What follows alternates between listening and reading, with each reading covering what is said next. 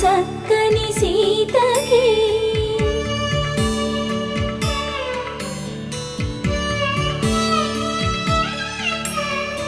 ఎర్ర జాబిలి చేయి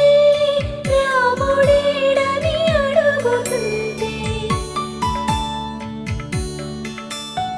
చూడలేదని పెదవి చెప్పే చెప్పలేమని కనులు చెప్పే నల్ల పూసై